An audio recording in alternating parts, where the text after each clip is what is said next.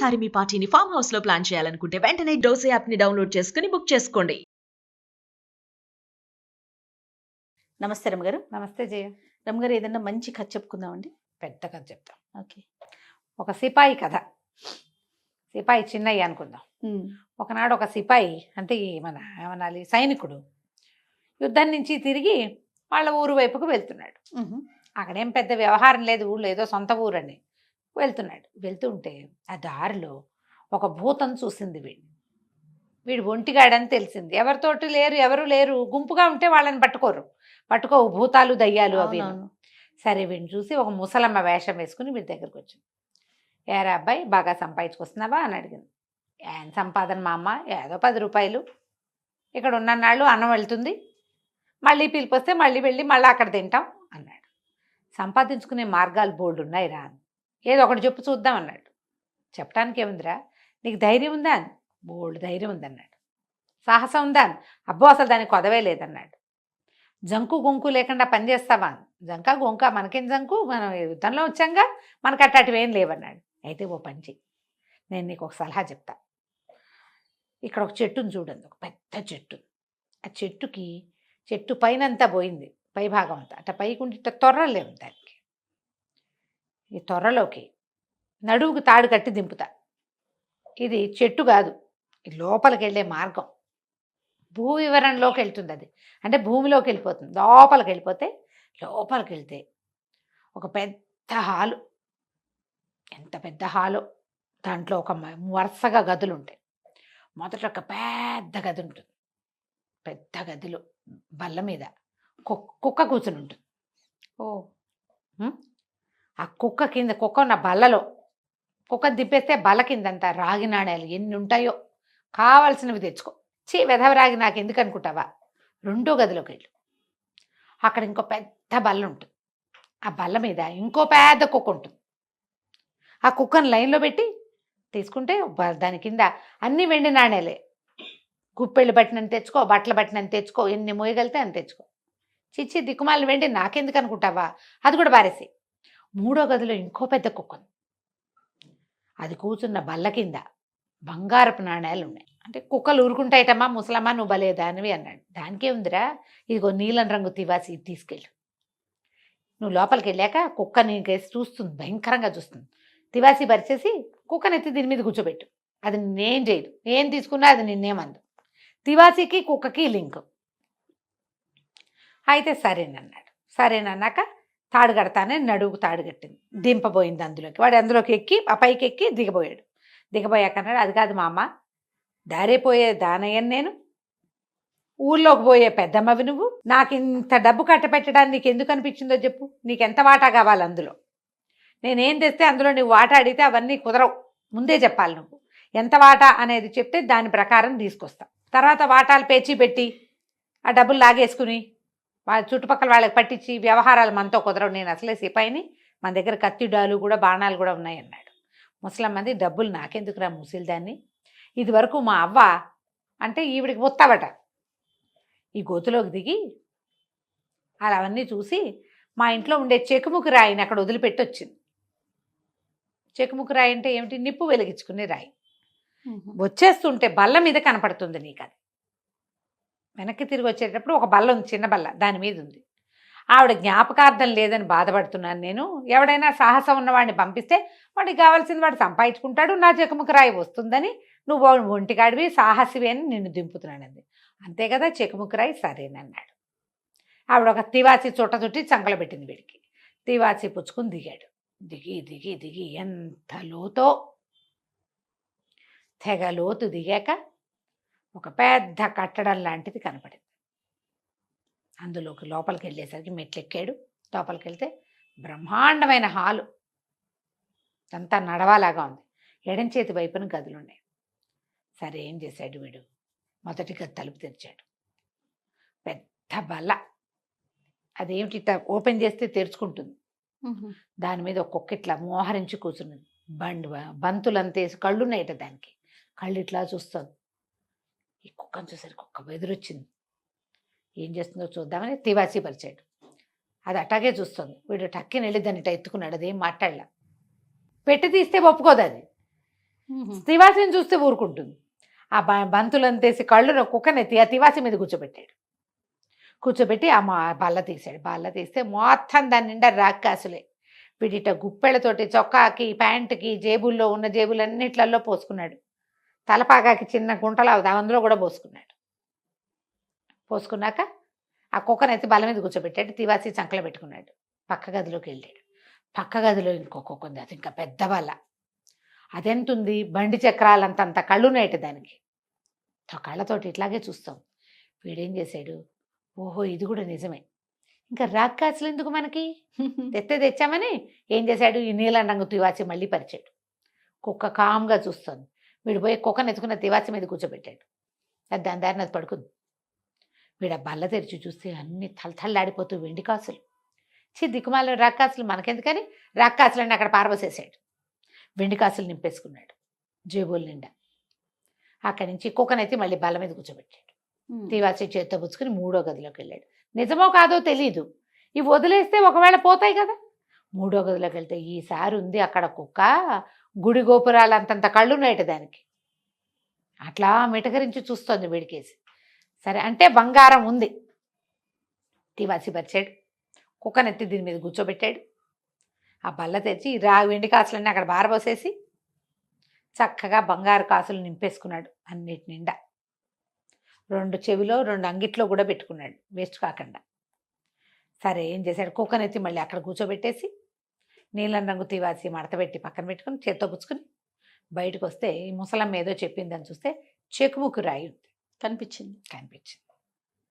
సరే పైకి లాగు అవ్వ లాగన్నాడు. చెకుముకు రాయి జేబులో పెట్టుకుని ఈ నడవ అంతా నడిచి బయటికి వెళ్ళి ఎక్కడి నుంచి తనకి తాడు కట్టిందో అక్కడ నిలబడి, ఓ అవ్వ బయటికి పైకి లాగు నన్నంటే ఆ అవ్వ పైకి లాగింది.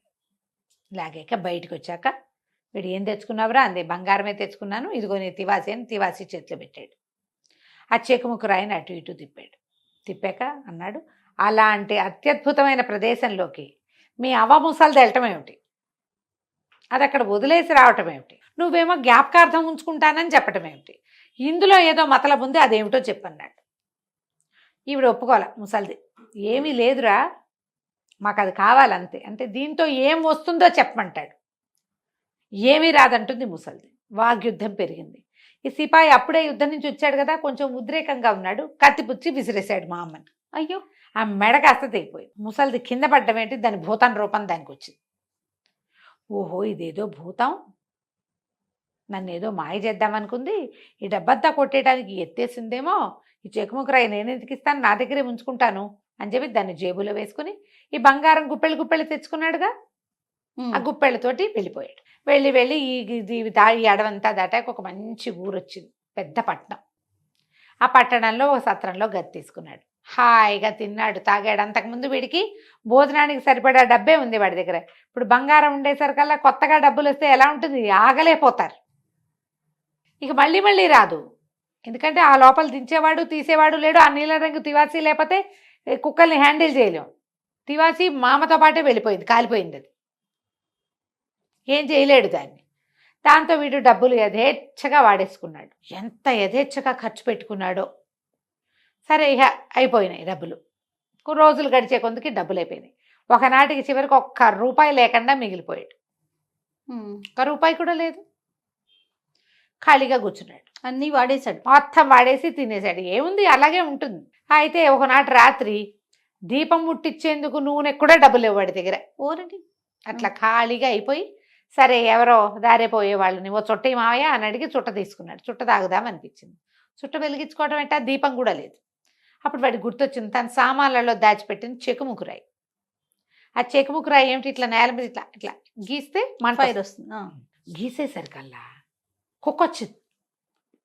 బంతులంత కళ్ళున కుక్కొచ్చి కూర్చుని ఉంచింది వీడి పక్కన. మొదటిది ఏమిటంటే ఏం మాట్లాడుతుంది. బాగా ఆలోచించి ఏం చేస్తావు నువ్వు నాకు అన్నాడు. అది బావు అంది. ఏదైనా చేస్తానంటాను, డబ్బులు పట్టుకురా, రాక్కాసులు ఉన్నాయి కదా నువ్వు ఉన్న చోట అంటే 5 నిమిషాల్లో వెళ్ళి వచ్చేసింది. కుక్క ఇన్ని రాక్కాసులు పుచ్చుకొచ్చింది సంచి నిండా. సంచిలో పోసి పట్టుకొచ్చేసింది. వీడు ఆశ్చర్యపడి పోసిని భలేగా ఉందే మన సంగతి అనుకున్నాడు. అక్కడి నుంచి 2 సార్లు గీస్తే ఆ వెండి కాసులు ఉన్న కుక్క వస్తుంది. 3 సార్లు గీస్తే బంగారు కాసుల కుక్క వస్తుంది. అన్ని కాసులు తెప్పించుకున్నాడు, హాయిగా జీవితాన్ని ఎంజాయ్ చేయటం మొదలుపెట్టాడు. సరే ఏమైంది, ఒకనాడు ఎక్కడో ఒక చోట పార్టీకి పిలిచారు. వీడి దగ్గర బాగా డబ్బులు ఉన్నాయి కదా, డబ్బులు ఉన్న వాళ్ళని పిలుస్తారు పార్టీలకి. ఈ పార్టీకి వెళ్ళేసరికల్లా పార్టీలో రాజకుమార్తె ఎంత అద్భుతమైన సౌందర్యవతో చెప్పుకున్నారు. ఓసారి ఎట్టగైనా ఆ అమ్మాయిని చూడాలనిపించింది. ఏదో సందర్భంలో ఫ్రెండ్స్ తోటి ఈ తాగుబోతులు జూదగాళ్ళు వాళ్ళందరి దగ్గర రాకుమార్తెను చూడాలి, ఏ సందర్భంలో చూడొచ్చు అని అడిగాడు. ఆవిడని ఎక్కడ చూస్తావోయ్ నువ్వు, వాళ్ళ నాన్న ఏం చేశాడో తెలుసా, ఒక రహస్య ప్రదేశంలో దాచిపెట్టాడు ఆవిడ్ని. ఎందుకంటే ఆవిడ జాతకంలో, రాకుమార్తె జాతకంలో ఒక సాధారణ సిపాయిని పెళ్లి చేసుకుంటుందని ఉంది. ఓహో, సిపాయి చచ్చిన వాడు ఎవడైనా వచ్చి పిల్లకి లైనేస్తాడేమో అని రాజుగారు ఏం చేశారు, అంతఃపురంలో ఒక రహస్యమయమైనటువంటి ఒక దీని లాంటిది కట్టి అందులో పెట్టారు. పిల్ల ఎవ్వరికీ కనపడదు. ఆ పిల్లకి 11, 12 ఏడు యుక్త వయసు వచ్చిన దగ్గర నుంచి ఇప్పటిదాకా ఆ లోపలే ఉంది, బయటికి రాదు. అనగానే ఎందుకు రాదు, మనం ఎందుకు చేయలేము అని ఆలోచించి ఏం చేశాడు, ఈ కుక్కలు వస్తాయి కదా, ఆ కుక్కను పిలిచి రాజకుమార్తెను తీసుకురమ్మన్నాడు. అదేం చేస్తుంది, టైం అని వెళ్ళిపోయింది కుక్క. అది ఏదైనా తెచ్చేస్తుంది. పెళ్ళి అంతఃపురంలో నిద్రపోతున్నా లోపల ఎక్కడో గదిలో పడుకుంది. ఆ గదిలో ఎక్కడో రహస్యంగా పడుకున్న రాకుమార్తెని చేపుచ్చుకుని తీసుకొచ్చేసింది, మీదెక్కించుకొచ్చేసింది. ఇప్పుడు బంతులంతేసి కళ్ళుండే కుక్క ఎంత ఉంటుంది, ఎంతే ఉండదుగా, బ్రహ్మాండంగా ఉంటుంది కుక్క, పెద్ద గుర్రం సైజులో. రాకుమార్తెని పట్టుకొచ్చేసరికల్లా వీడు తనివి తీరా అమ్మాయిని చూశాడు, చేతులు పుచ్చుకుని కాసేపు అయ్యాక తీసుకెళ్ళి దింపేసిరా అన్నాడు. కుక్కని దింపేశారు.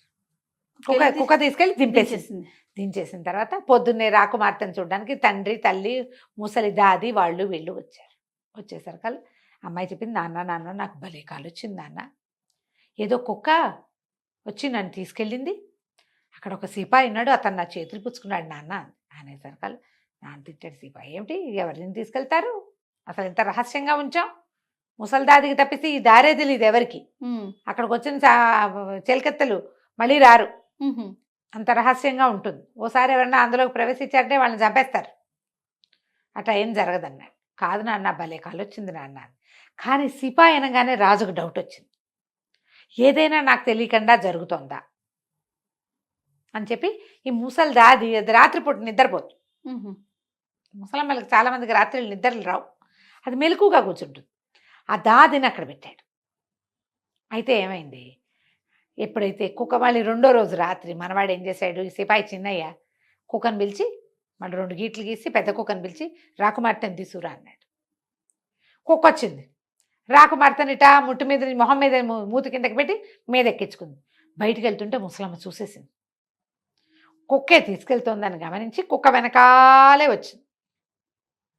కుక్క ఏ ఇంట్లోకి ప్రవేశిందో చూసి దాని మీద శుద్ధ ముక్కతో గుర్తుపెట్టింది, వెనక్కి వెళ్ళిపోయింది. 1 గంట పోయాక మళ్ళీ కుక్క తీసుకొచ్చి రాజకుమార్తెని దించేసింది. ఈ ముసలిదాది వెళ్ళి తెల్లవారేసరికల్ రాజుగారికి చెప్పింది, ఫలానా సందులో ఆ వైపు వెళ్ళాను, ఏ ఇంటి మీద ఎక్స్ గుర్తు పెట్టిందో ఆ ఇంట్లోకి కుక్క తీసుకెళ్ళింది, ఆ ఇంట్లో ఎవడో ఉండుంటాడు, మాంత్రికుడో మాయాజాలం చేసేవాడు, కనికట్టువాడు అన్నది. ఆ సందులోకి మొత్తం సైనికులు భట్లు అందరూ వెళ్తే అన్ని ఇళ్ల మీద ఇంటూ గుర్తులు ఉన్నాయి. పట్టేసింది కుక్క, దానికి తెలిసిపోయింది తను పట్టుకుంటారని, అందుకని గుర్తులు పెట్టేసింది. తన యజమాని బయట పడకూడదు, దాని ప్లాన్ అది. సరే 3వ రోజుకి రాణిగారు ఏం చేసింది, ఒక పల్చటిది చిన్నది అంత గుడ్డతోటి సంచి లాంటిది కుట్టించి దాంట్లో బియ్యపిండి కదిలితే పడేటట్టుగా పిండి పోసారు. పడుకున్న యువరాణి నడువుకి కట్టేశారు. అది యువరాణి ఎక్కడికైనా కదిలింది అనుకో ఆ పిండి పడుతుంది కింద. ఓకే, సరే 3వ రోజు రాత్రి కుక్క వచ్చింది, మళ్ళీ ఈ రాజకుమార్తెని మీదెక్కించుకుంటే ఇప్పుడు మీదెక్కించుకుంటే ఏమవుతుంది, నగలు అవి ఇట వేళ్లాడవు, ఈ సంచి కూడా వేళ్లాడడం మొదలుపెట్టింది. సంచిలో నుంచి సన్న ధారగా ఈ రజన్లాగా పిండి పడడం మొదలుపెట్టింది. కుక్క 3 సందులు 36 గొంతులు తిరిగి తీసిపోయింది సత్రంలోకి. తీసిపోయేసరికల్ ఈ ధార అంతవరకు లీడ్ చేసేసింది. తెల్లవారేసరికల్ రాజకుమార్తె వచ్చేసింది, కానీ రాజుగారి సైనికులు వెళ్ళిపోయి ఆ సత్రం తలుపు తీయించి ఆ గదిలో ఎవరున్నారో వాడిని పట్టేసి చేతులు కాళ్ళు కట్టేసి లాక్కెళ్ళిపోయారు. రాజకుమార్తె జోలికి వచ్చినందుకు రాత్రిపూట అయినా సరే రహస్యంగా అయినా సరే మాయమంత్రం కనికట్టు చేసినందుకు వాడిని ఉరిదీస్తామన్నారు. ఎవడో రాజకుమార్తెని గదిలోంచి కదిపెట్ట వాడికి ఉరిట అని ఒకటి, రాజకుమార్తెని చేసుకోవడానికి ప్రయత్నించట అని ఇంకోటి, రాజకుమార్ దగ్గరికి వాడే వెళ్ళేట అని ఇంకోటి, ఇలా 36 రకాల ప్రథలు బయలుదేరి అటగే వస్తాయి కదా ఇదిగో పూలంటే. అది గుర్తొక అంతే. అక్కడి నుంచి ఏంది వాడిని ఉరిదీస్తున్నారంటే రాజకుమార్తె కోసం సాహసం చేసిన వాడెవడో చూడొద్దు. జనాలంతా తండోపతండాలుగా వచ్చారు. వీడికి ఇది అర్థమైంది ఇప్పుడు మన పరిస్థితి ఏమిటి అని. కానీ ఏం చెయ్యాలి, ఎట్లా చేయాలి? చెక్కుముక్కు రాయేమో గదిలో ఉండిపోయింది. కుక్కొచ్చి చేయడానికి ఏమీ లేదు ఇక్కడ. అవును, బాగా ఆలోచించుకుంటున్నాడు. అయితే ఏమైంది, వాళ్ళు వీళ్ళు అందరూ ఇతను చూడ్డానికి వెళ్ళి వజ్రస్థానానికి వెళ్తున్నారు, వీడిని ఉరిదీసే ప్లేస్కి. ఈ వచ్చిన వాళ్ళల్లో ఒక 8-9 సంవత్సరాల కుర్రాడు ఒకడు వచ్చాడు. అయితే ఏమైంది, వాడు పరిగెత్తే క్రమంలో వాడు పరిగెడుతుంటే చెప్పు జారిపోయి ఈ చెరసాల దగ్గరికి పడింది. ఈ కుర్రాడు ఎక్కడ కూర్చుని ఉన్నాడు, మన సిపాయి చిన్నయ్య కూర్చున్న చోట పడింది. ఆ చిన్నపిల్లాడు చెప్పు కోసం వెనక్కి వచ్చాడు. వీడేం చేశాడు, చటుకొని వాడి చేయి దొరకపుచ్చుకున్నాడు ఆ గటకటాల్లోంచి. ఒరే అబ్బాయి, నేను ఒక అద్భుతమైన పని చెప్తాను, నన్ను ఉరిదీసేది అక్కడే, నేను రాకుండా ఉరిదీయర్రా, నువ్వు పరిగెత్తుకెళ్ళి చేసేదేం లేదు, నువ్వు పని చేయి, ఫలానా సత్రంలో ఫలానా గదిలో సంచిలో చిన్న చెకుముకు రాయండి, అది పట్టుకురారా, తెచ్చిపెట్టు, నీకు రూపాయి ఇస్తాను అన్నాడు. అనేసరికల్లా కుర్రాడు సరేనన్నాడు. రూపాయి ఇస్తే చేదా? అదే వాడు పోయి ఇక పట్టుకొచ్చేసాడు. పట్టుకొచ్చేస్తే సరే కుర్రాడు ఏం చేశాడు, చెక్కుముక్కు రాయి చేత్తో పుచ్చుకొని కూర్చున్నాడు. లోపలికి తీసుకుపోయారు వజ్రస్థానానికి. తీసుకెళ్ళాక ఒక ఆఖరి కోరిక తీరుస్తా ఉన్నారు. తీరుస్తా అంటే వీడన్నాడు, మరి చుట్ట కాల్చుకుంటానండి ఆఖరిసారి, ఒక చుట్ట తెప్పించండి నాకు అన్నాడు. అనేసరికల్లా సరే చేతులు కట్టేశారు. అప్పటిదాకా చేతిలో ఉంది, అది గొలుసుల్లాగా ఉన్నాయి చేతిలో ఉంది. ఆ గొలుసులు ఊడదీశారు. చుట్ట పెట్టుకుని చెక్కుముక్కు రాయి గీసాడు. గీసేసరికల్లా ఎన్నిసార్లు గీయాలి, ఓసారికి వస్తే 1, 2 సార్లు గీస్తే 2ోది, 3 సార్లు గీస్తే 3ోది. వీడు 1, 2, 3, 3, 2, 5, 1, 6 గీతలు గీసేసాడు. గీసేసరికల్లా మొత్తం 3 కుక్కలు వచ్చేసాయి. ఎంతతున్నాయి అవి ఒక్కొక్కటి, సింహాలను మించిపోయి. కుక్కలు రావటం ఏంటి, వీళ్ళందరూ అంతూ చూడండి అన్నాడు. అంతే కుక్కలు విరుచుకుపడ్డాయి జనాల మీద. హడిలిపోయాడు రాజుగారు. ఏం జరుగుతోంది ఇక్కడ, నాకు అర్థం కాలేదు. కానీ ఎవరిని చంపద్దన్నాడు, బెదిరిచ్చేసేయమన్నాడు. కుక్కలు ఇంత మాటి మొరగటం, ఇంతంత నాలుకలు, ఒకటేమో బంతులంత కళ్ళు ఒకదానికి, బండి చక్రాలంత కళ్ళు ఇంకో దానికి, గుడి గోపురాలంత కళ్ళు 3ో దానికి. చూడ్డానికే హడిలిపోయేలాగా ఉన్నాయి అవి.